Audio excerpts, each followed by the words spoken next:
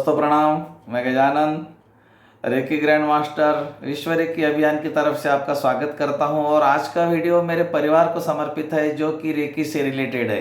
आपने रेकी सीख चुकी है, आपने रेकी के 1 2 3 4 5 जितनी भी लेवल है आपने कंप्लीट कर चुके हैं और आगे भी आप कुछ और सीखना चाहते हो, अपने जीवन में बहुत कुछ अचीव करना चाहते हो, धन कमाना चाहते हो, नाम कमाना चाहते हो, name frame money and success को पाना चाहते हो और आपको लगता है कि बस मैंने अभी रेकी सीख लिया तो मुझे सब कुछ मिल जाएगा। दोस्तों तो आप बहुत गलत फहमी में हो, आपको कुछ नहीं मिलने वाला। क्यों मैंने ऐसा बोला दोस्तों? क्योंकि यहाँ पर भी हमारे पास में एक चीज़ आ गई कि मैंने सब कुछ सीख चुका है, अब मैं सब कुछ बन चुका हूँ, तो हमारे पास छोटा सा अहंकार आ गया। कहते हैं अहंकार बर्बाद कर देता है। जी हाँ दोस्तों, अहंकार हमें बर्बाद कर देता है। जब हम रेकी में आते हैं तो ये तो हमारा अपने आप छूट जाता है और जब तक ये छूटता नहीं हम आगे नहीं बढ़ पाते। तो दोस्तों मैं आपके साथ में एक छोटा सा प्रैक्टिकल करूंगा। उस प्रैक्टिकल के बाद आप खुद ही जांच कर लेना कि क्या सचमुच आपसे इन चीज़ों से आप अलिप्त हो चुके हो, मतलब निकल चुके हो। क्या अभी भी ये चीज़ें आपको परेशान कर रही है, आपने इनको पाल रखा है अपने पास में। और जब तक आप इन चीज़ों को पाल रखते हो दोस्तों, आप जीवन की ऊंचाइयों को छू नहीं सकते। ऐसा नहीं है रेकी 1 2 लेवल में ही आप रेकी का उपचार करना सीख जाते हो। आप लोगों का उपचार भी कर जाते हो, लोग ठीक भी हो जाते हैं। साइकिक सर्जरी करते हो, वो भी ठीक हो जाते हैं। ध्यान साधना करते हो, बहुत कुछ करते हो। आपको लगता है कि मैं ध्यान कर रहा हूँ, यही तो हमारी मिसअंडरस्टैंडिंग हो रही है। ध्यान कर रहा हूँ, ध्यान करना ही नहीं पड़ता है। बहुत बड़ी बात होती है यहाँ पे। हमें ध्यान करना किसने बोला? ध्यान करना पड़ता है। ध्यान में क्या करना पड़ता है? कुछ भी नहीं करना पड़ता है, तो ध्यान लगाना पड़ता है। मतलब हमें लगता है कि हम ध्यान कर रहे हैं, हम रेकी कर रहे हैं, हम रेकी सीख चुके हैं, हमने बहुत सारे पैसे खर्चा कर दिए हैं, अब तो हम बहुत कुछ बड़े व्यक्ति बन चुके हैं, अब तो हमारे पास में सारे लाइन लग जाएंगी, पैसे आ जाएंगे, मेरे जीवन में मुझे सुख शांति समृद्धि सब कुछ मिल जाएगा। बिल्कुल नहीं।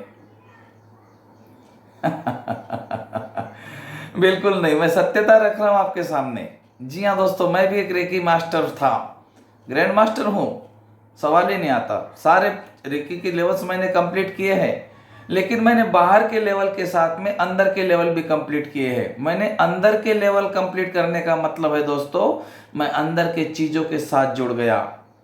सहज भाव में रहना, अपेक्षाओं से मुक्त रहना, इमेज को फेंक देना, अहंकार को जला देना, क्रोध कहाँ मिलता है ढूंढना पड़ेगा। इतनी सारी चीजों से जब मैं मुक्त हो गया दोस्तों, तो मैंने देखा रेकी तो प्रगल्भ है, लेकिन हमारे जो मास्टर्स है, ग्रैंड मास्टर्स है, जो भी आपने रेकी सीखी है, हम एक छोटे से अहंकार के साथ जीते हैं कि अब तो मेरे पास में ऐसी ऊर्जा है कि मैं हाथ रखूंगा तो कोई भी ठीक हो जाएगा। और यही बात आपको पीछे लेकर आती है, पीछे खींचती है। तो दोस्तों क्या सचमुच आप रेकी में आगे बढ़ना चाहते हो? क्या सचमुच आप जीवन में और कुछ अचीव करना चाहते हो? मैंने जब रेकी सीखी थी दोस्तों, तो मैं सोचता था कि इतने पैसे खर्चा करने के बाद अब मुझे क्या मिलेगा। आज मैं सोच भी नहीं सकता मुझे रेकी ने क्या दिया। संपूर्ण स्वास्थ्य, संपूर्ण आनंद और संपूर्ण समृद्धि ये रेकी ने मुझे दी है। मेरे गुरुजी कहते थे रेकी संपूर्ण स्वास्थ्य की चाबी है, रेकी संपूर्ण समृद्धि की चाबी है। तो दोस्तों सचमुच रेकी संपूर्ण स्वास्थ्य और आनंद खुशी की चाबी है, और रेकी संपूर्ण स्वास्थ्य की भी चाबी है, समृद्धि की भी चाबी है। जो कुछ भी है, संपूर्ण का मतलब है परम। हम बोलते हैं ना परम आत्मा, आत्मा का परम म्हणजे संपूर्ण आत्मा। तो संपूर्ण आत्मा भी आप बन सकते हो, देख सकते हो क्या होता है, आप कौन हो, आपका स्वभाव क्या है, आपका स्वरूप क्या है। इन चीज़ों के साथ में जब हम जुड़ जाते हैं दोस्तों, तो हम रेकी में आगे बढ़ना शुरू कर देते हैं। रेकी के लेवल बाहर सीखकर सर्टिफिकेट्स और बुक्स इकट्ठा करके आप रेकी के मास्टर और ग्रैंड मास्टर नहीं बन पाते। आप बड़ी भूल में हो। उठ जाओ भूल से, जाग जाओ और भाग जाओ। गुरुजी कहते हैं जाग जाओ और भाग जाओ। कभी भाग्य को नहीं लटकना, कभी नसीब को नहीं लटकना, कभी भविष्य को नहीं लटकना। आपका भाग्य और भविष्य कोई नहीं बनाता, हम बनाते हैं पल प्रतिपल विचारों से। पल प्रतिपल हमारे मन में आने वाले जो हजारों विचार होते हैं, उनके अनुसार हमका भविष्य बनता है हमारा। सबको पता है लेकिन हमने सिर्फ किताबों में लिख रखा है, किताबों में हमारा पढ़ा हुआ है, हमने जीवन में नहीं अपनाया है। तो दोस्तों समय आ चुका है जीवन में अपनाने का। सबसे पहला सवाल है कैसे अपनाएं, बिल्कुल कैसे अपनाएं। 2 3 4 आदतें लगा दो, अपने आप निकल जाएगा। दिन भर हंसते रहो, हल्की सी मुस्कान चेहरे पे रखो, अपने आप निकल जाएगा क्रोध। क्रोध के ऊपर फोकस नहीं करना है, शांत रहना है, हंसते रहना है, मुस्कुराते रहना है। जी हाँ दोस्तों, घृणा है, क्या घृणा है, कोई घृणा नहीं है, सब हमारे ही है। हम शरीर के लेवल पर किसी को भी नहीं देखना, एक सोल के लेवल पर देखना, घृणा अपने आप हट जाएगी। लालसा है, कहते हैं कि जो हम देते हैं वही हमें मिलता है। अगर आपने किसी को क्रोध दिया है तो क्रोध मिलेगा, आपने किसी को गाली दी तो गाली मिलेंगी। तो दोस्तों देना शुरू करो ना भाई, जो देंगे वही मिलेगा। अगर उद्देश्य है, यही ब्रह्मांड का नियम है, तो आपके पास जो है वो देना शुरू करो। मैंने भी देना शुरू कर दिया, मैंने रेकी सिखाना शुरू कर दिया, बिना मूल्य रेकी सिखाना शुरू कर दिया, और मेरा काढ़वा बढ़कर आज इतना हो चुका है कि हमारा 10 देशों के अंदर हमारे स्टूडेंट्स है। इंडिया के कोने कोने में और 10 देशों में मेरे स्टूडेंट है। ये मैं गर्व के साथ बोल सकता हूँ कि मेरे गुरुजी ने मुझे ऐसा कुछ ज्ञान दिया है जिसके आधार पर, उस ज्ञान के आधार पर मैं मेरे अंदर की प्रतिभा को चमकाने की मैं क्षमता रखता हूँ। रेकी आपको चमका देती है, रेकी आपको 100% चमकाएगी। रेकी आपके जीवन में वो कुछ देगी जो आप सोच नहीं सकते। लेकिन दोस्तों रेकी को इतना छोटा मत समझना। ये सारा कुछ पाने के लिए आपको भी तो कुछ देना पड़ेगा ना, पाने के लिए कुछ खोना पड़ेगा ना। क्या खोने के लिए तैयार हो आप? नहीं, खोने के लिए आप तैयार नहीं हो। आपके मन में डर है, कहीं मैं रेकी सीखूंगा तो मेरा ये हो जाएगा। आध्यात्मिक तो आप बनना चाहते हो, लेकिन आध्यात्मिक नहीं हो आप। आध्यात्मिक वो व्यक्ति होता है जो अपने ऊपर विश्वास रखता है, अपने शरीर के ऊपर विश्वास रखता है, अपने शरीर की भाषा को समझता है, अपने शरीर के ऊपर कभी कंट्रोल नहीं करता, अपना शरीर जैसा बोलेगा वैसा उसको देता है, अपने माइंड का कंट्रोल अपने हाथ में लेता है। अहंकार, क्रोध, लोभ, मोह, माया से वो मुक्त हो जाता है। वही दो लोग आध्यात्मिक होता है। आध्यात्मिक का मतलब नहीं आधा घंटा ध्यान करना, रेकी करना, ये आध्यात्मिक नहीं है। आध्यात्मिक का मतलब है तुम्हारे अंदर का जो रावण है वो सचमुच जल चुका है या अभी भी बाकी है।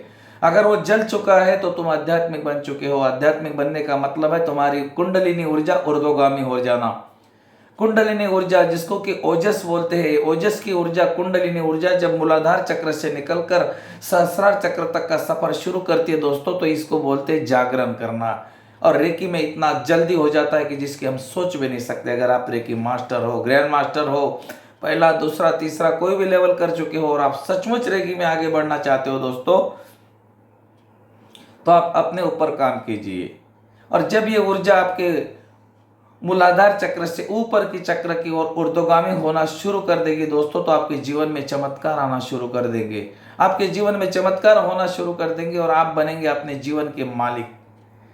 मन में डर नहीं रखना दोस्तों, क्या मेरा संसार से मोह खत्म हो जाएगा, क्या मेरे परिवार से मोह खत्म हो जाएगा, क्या मेरा धन से मोह खत्म हो जाएगा, क्या मैं कुछ अलग बनूंगा, मेरा परिवार मेरा नहीं रहेगा, क्या मैं, और सारी चीज़ें, बहुत छोटी छोटी चीज़ें, मैं उसकी व्याख्या नहीं कर सकता हूँ, बोल नहीं सकता हूँ। आप समझदार हो तो आपके मन में अगर वही डाउट आ रहा है तो दोस्तों आप आध्यात्मिक नहीं बन सकते हो।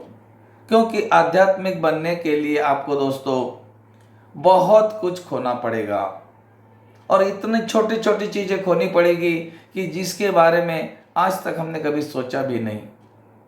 एकदम छोटी छोटी चीजें हैं, और जैसे जैसे हम छोटी छोटी चीजों को छोड़ देते हैं तो बड़ी बड़ी चीजें हमारे पास आना शुरू हो जाती है।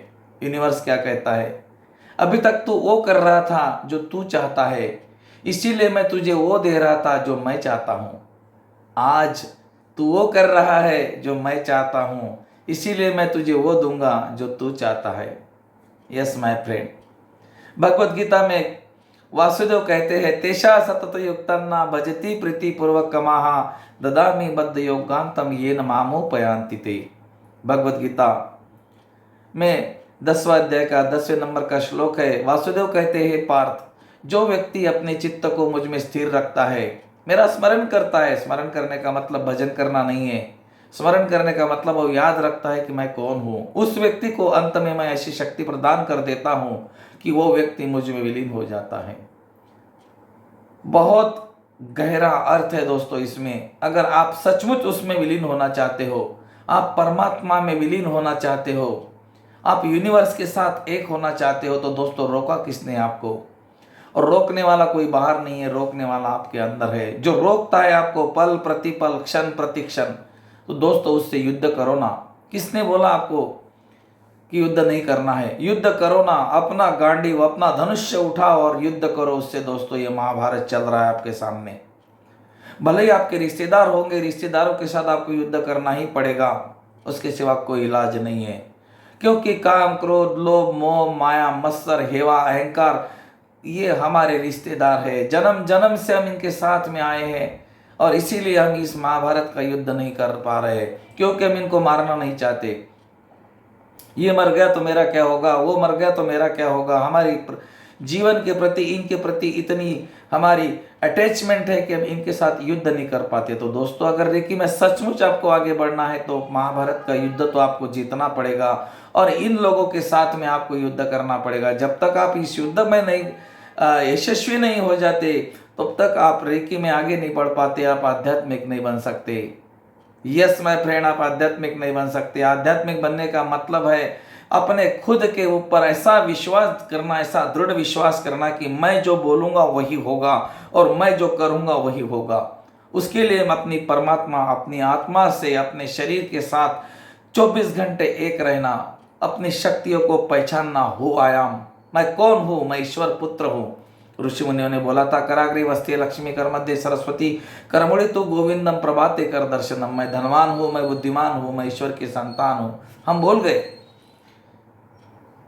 मंत्र बोलने का मतलब ये नहीं कि मंत्र बोलने के बाद आपको सब कुछ प्राप्त होगा। मंत्र के अंदर अर्थ है ईश्वर ने जो भी हमें दिया है वो ईश्वर के जैसा ही है, लेकिन जब तक हम इसको नहीं समझते ना दोस्तों हम आगे नहीं बढ़ पाते। तो मेरे रेकी के परिवार के सारे सदस्य जितने भी मुझे सुन रहे हैं, मैं कुछ बड़ा महाराज नहीं हूँ, मैं बहुत कुछ बड़ा ग्रैंड मास्टर नहीं हूँ, मैं एक छोटा सा रेकी का ग्रैंड मास्टर हूँ जिसने कुछ सीखा है अपने गुरुजी और गुरु माता से। लेकिन सीखने के बाद में वो चुप नहीं बैठा, सीखने के बाद में उसने ढूंढना शुरू कर दिया, उसने खोजना शुरू कर दिया और वो अंदर का ग्रैंड मास्टर बन गया। क्या सचमुच आप भी अंदर के ग्रैंड मास्टर बनना चाहते हो?